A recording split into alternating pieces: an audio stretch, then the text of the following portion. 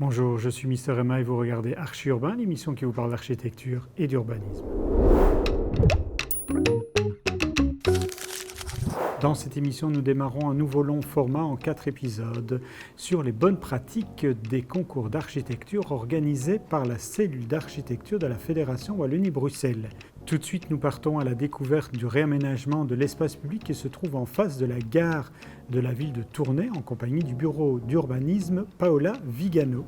Et ensuite, nous irons à Senef avec Vincent Pierret du bureau Ledroit Pierret Paulet Architecte pour découvrir le nouveau centre ADEPS La Marlette. Nous sommes sur la place de la gare de Tournai, mais c'est une place avec un parc, un lieu qui est en même temps lié à tous les flux de la ville parce qu'on arrive et après on se dirige en général vers le centre, donc vers la cathédrale.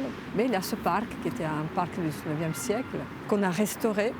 On a un petit peu transformé, adapté un petit peu aux usages d'aujourd'hui. La demande, c'était le bien vivre à Tournai et donc de restaurer une rue royale qui est quand même la rue la plus commerçante de la ville de Tournai avec à peu près 70 commerces. L'idée forte, c'était la Smart City. C'est grâce à ça qu'ils ont pu décrocher un financement FEDER. Donc on a mis quelques équipements qui peuvent être relatifs à la Smart City, notamment au niveau des éclairages, etc. Le projet de la gare de bus est un vieux projet qui date du début des années 2000. Et depuis plusieurs années, nous souhaitions revoir cette gare de bus qui est très vétuste et pas du tout adaptée pour les personnes à mobilité réduite. Cette idée d'avoir le parc qui faisait un petit peu l'élément de connexion entre toutes ces différentes parties, une gare routière, une façade avec quelques beaux magasins, et de l'autre une façade un petit peu plus résidentielle et après une façade sur laquelle il y a le marché. Au niveau de la ville, donc, c'était de refaire l'ensemble des espaces publics, de donner plus de place à la mobilité douce, à la végétalisation des espaces. Pour bien démarrer un projet d'architecture, ce qui est vraiment important, c'est de bien pouvoir préparer la demande qu'on va faire à l'auteur de projet.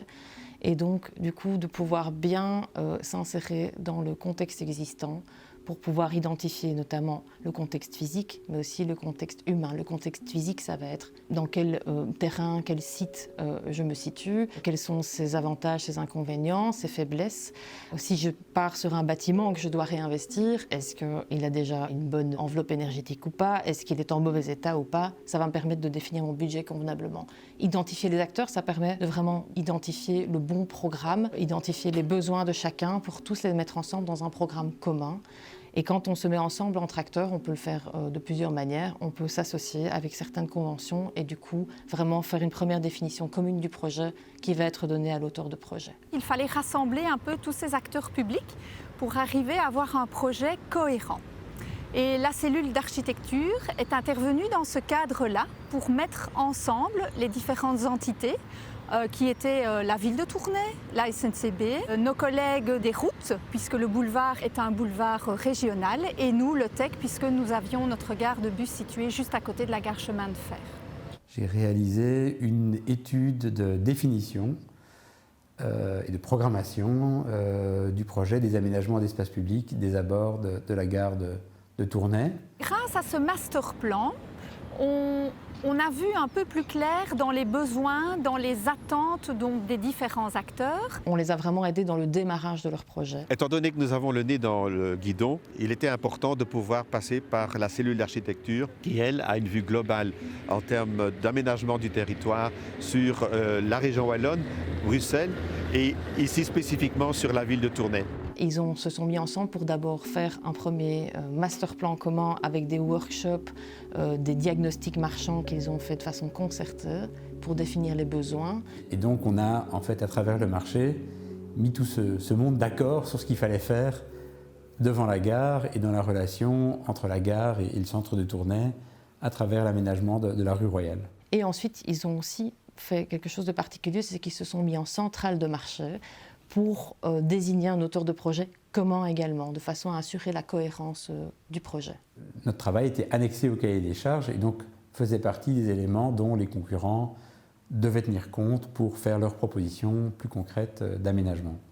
Et c'est sur cette base-là qu'ils ont commencé à travailler. Et donc on a, nous, en fait, évacué ou écarter à travers le processus et dans le dialogue avec les acteurs institutionnels des tas d'options, comme par exemple, j'en cite une qui me revient, qu'on retrouve dans des villes flamandes, à Leuven par exemple, c'est mettre en souterrain la circulation automobile qui passe devant la gare, créer un tunnel. Bon, voilà, cette option n'a pas été retenue. Mais au départ, on en a discuté, mais elle a été évacuée. On a décidé d'avoir des arbres qui ont des feuilles qui deviennent très jaunes. Et donc, on s'attend que surtout l'automne, ce soit un point très, très beau, très coloré de voir cette cathédrale au fond de ce jaune qui va faire l'entre-deux.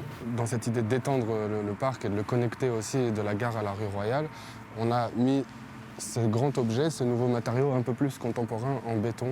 Au niveau des concours, il était très schématique. C'était une grande bande rectangulaire qui reliait vraiment la gare à la rue Royale. Et puis, en présence des beaux sujets, des marronniers, des beaux arbres et aussi de cette aubette de l'espace, on a décidé de creuser ce rectangle et c'est devenu des nouilles, les nouilles en béton, on les appelle, et qui s'adressent aussi à cette façade plus commerçante ici.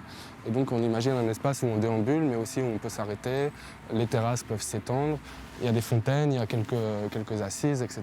On a travaillé avec les artistes, donc non seulement pour les deux lapins, mais aussi ces petits éléments que vous voyez dans le sol, qui sont des matériaux réutilisés avec cet artiste français qui s'appelle Ali. On lui a dit, on a des matériaux à réutiliser. Nous, on les a utilisés pour faire justement le passage entre les nouilles et les parties en pavé ou les parties vertes. Ce sont des petites choses, mais je pense qui donnent de la valeur, non, à cet espace.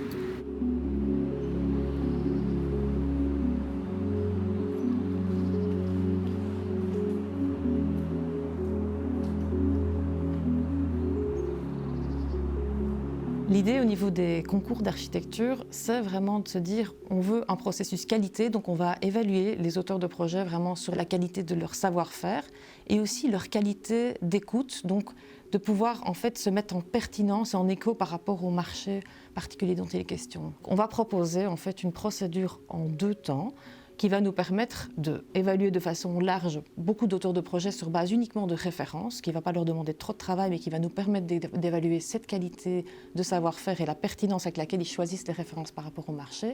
Et ensuite, on va, sur cette base, pouvoir réduire le nombre de personnes pour demander offre uniquement à 3, 4 ou 5 auteurs de projets qui, là, vont remettre une véritable proposition architecturale, comme une pré-esquisse, qui vont nous permettre à nouveau de les rechoisir une deuxième fois sur la pertinence de leur proposition par rapport à la demande, mais aussi la qualité de leur savoir-faire sur la proposition architecturale qu'ils ont développée. En général, ils découragent les images photoréalistes, mais par contre, ils obligent à avoir une maquette. Avec la maquette, c'est un outil qui permet réellement de comprendre quel est l'esprit que veut insuffler l'architecte dans le site. Plutôt que de déjà avoir le matériau, le luminaire qui va être utilisé avec des choses qui sont parfois un peu tape à l'œil. Ici, on est plutôt vraiment dans des questions de vision. La sélection en 2 temps, elle a le grand avantage de pouvoir à un moment donné sélectionner des gens qui sont vraiment capables et puis les faire travailler contre rémunération. Et donc ça, c'est la bonne façon de faire. Il y a toute une vague de rénovation sur tous les centres ADEPS de Belgique. Et ici, c'est non seulement la remise aux normes, mais également l'agrandissement du centre sportif de Senef. Dans ce projet, ce qui était un petit peu particulier, c'est qu'au niveau de l'équipe d'auteurs de projet, on avait vraiment demandé à ce qu'il y ait un architecte, évidemment, des ingénieurs, etc., mais surtout un paysagiste, étant donné qu'on travaillait là sur un site relativement étendu et qu'il fallait vraiment avoir une vraie vision paysage qui était apportée. La demande, c'était d'une part la mise aux normes de ce qui existait, mais c'était également l'extension de toutes les activités qu'il y avait pour offrir plus de possibilités sportives aux utilisateurs. Notre réponse, elle est à la base assez paysagère. Et donc, plutôt que de travailler vraiment sur des bâtiments, bien sûr, on est architecte, on fait des bâtiments, mais on a plutôt travaillé sur un parc avec un bureau de paysage qui s'appelle Art Engineering. Et les bâtiments ne sont que des éléments qui font partie de ce parc, même si, bien sûr, au final, ils structurent fortement ce parc, mais c'est le parc qui est le personnage principal. La question de l'existant, elle est vraiment fondamentale. Et ici, tout ce qui avait des qualités, on essayait de le conserver et de travailler à partir de cet existant. Dans la situation existante, c'était principalement au sud que les fonctions s'étaient développées. On avait des logements et surtout ce bâtiment principal qui était le hangar à bateaux à la base et l'administration. Et plutôt que d'aller tout concentrer là-bas, on a réparti l'ensemble des fonctions pour profiter le mieux possible de tout l'espace qu'on avait à notre disposition.